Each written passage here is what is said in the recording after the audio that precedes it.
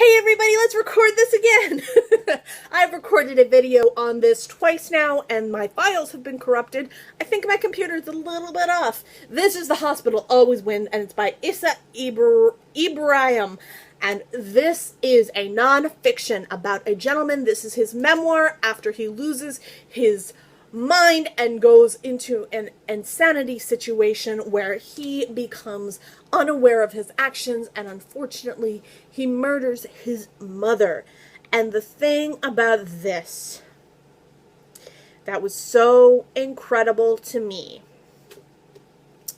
and was so different from every other memoir I've read, this is from the perspective of an African American, or if I'm politically correct, throughout the entire world, a man who was black. I think for anyone who is of the black descent, please tell me down below how you would like me to politically correctly refer when discussing anything from that world, because I don't want to offend any of my subscribers that are from the black race, because I feel very strongly about being politically correct for you and for others. We ended up, myself and two other booktubers got into a conversation about this when reading a book in a group buddy read, and it was very different because we were from different parts of the world, and it struck us all that we weren't really sure what was the proper term, and we were all white females, and it made me feel like I should ask you guys. And it may not be a across the board unanimous discussion, because for me, as a person with mental illness, I've discovered that people with mental illness across the board don't all feel like they want to be referred to as mentally ill. I myself refer to myself as mentally ill, and when you call me the same thing, I don't mind, because I have different mental illnesses, and so therefore I can't just specify that I am one mental illness. I know that some people refer to themselves as schizophrenic or bipolar, and I just want to know, so I understand that there's an element of it's a personal preference, but what would be the unanimous discussion of how to verbalize this without offending anybody, or without offending as many people as possible here on my channel, because I want your input. I don't want anyone to feel left out or to feel segregated in any way, shape, or form. I hope segregation is the right word to use there. It makes me nervous. I honestly am saying this because I want to be educated and I want to be informed. That is why I'm asking. I want to be in the correct situation. I want to be informed, and I want your opinions of how you wish to be represented on my channel. Okay, now that that's over, let's go back to this. So this is The Hospital Always Wins. Now, the gentleman in this book comes from a long history of drug use and alcohol abuse and things of that nature, and he's definitely seen his struggles and his worlds in substance abuse. And as he ages, his mental illness just takes over, and it happens in the drug-crazed 80s, which is also right at the peak of the time of the AIDS epidemic. So there's a lot of history in this book and a lot of really important things drastically changing in this story. Now, for this story to really, really have the effect that it did, the whole story is not revolved around the case of his mother's murder. It's also revolving around this gentleman's experience in the mental health field, in a mental health hospital, and his relationship to art and how it saved him. There is a really beautiful aspect to this book that explains so perfectly that not all people in the mental health field are suited to be in the mental health field, and that's really sad. It's really hard to kind of come to terms with the fact that there are some people that they're just not suited for that world. They're not suited to treat the mentally ill. They're not suited to treat those who have mental struggles because they're too harsh or they're too judgmental.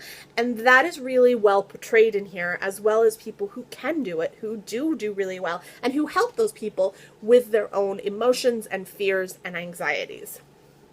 This is a beautiful love letter to the people who do it well, and this is a beautiful pointing finger at those who do not do it well. This is a love letter to art. This is a depiction of beauty and wonderfulness and forgiveness and goodness and honest to God remorse for an action. Now, for those who are not, or have not, I should say, ever committed something heinous, as myself included in this scenario, I have never committed a heinous crime. I have never done something that could have put me into prison. This man does, but it is due to his mental illness and his mental health. And for me, knowing my own mental health and my history with my mental illness and all of those things, I always joke with my sister that if I do something wrong, they're just going to put me in an asylum. And I joke about it because it's one of my all-time largest fears. When I have fugue states, don't know what I'm capable of and don't know what I'm doing. And that really helped me read this, but it terrified me when I read it. Because when I read it, all I could think is, I could be there. I could be that person. I could be in this predicament where something triggers me and I go off the deep end and I harm someone. And now I'm being held responsible for something I have no memory of, no recollection of, no control over, and I'm terrified. Now where do I go? Because I feel like the worst human ever, so I could go to jail, I could go to an insane asylum. Where do I belong? Where do I end up? And if I'm truly remorseful, does it matter?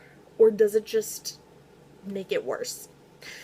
This book was sent to me by Chicago Review Press. Now, I am more than grateful to Chicago Review Press for this book, and I'm hoping to work with them again in other books in the mental health community, because this was something so different from anything else I've read, so differently written, so differently executed, and it was also from a different cultural perspective.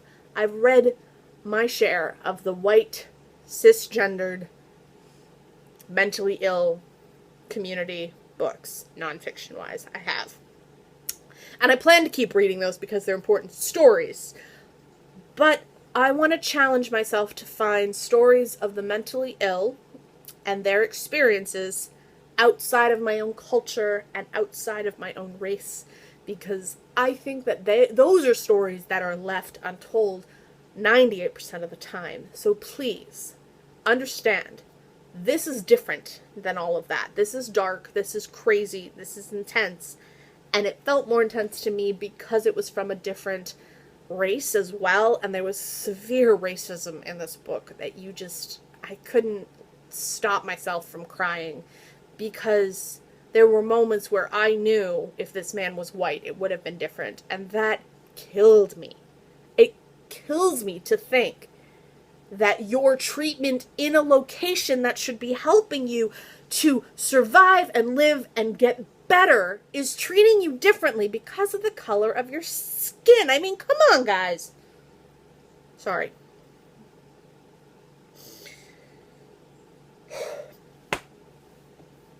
Yeah, so a brilliant book, a wonderful memoir, something different and spectacular. If you get a chance to pick up The Hospital Always Wins, do it. Not just for yourself, and not just for your own reading experience, but to support a community that doesn't always get the most hype, and to support a world that sometimes gets forgotten. I will see you all in my next video, and I will talk to you soon.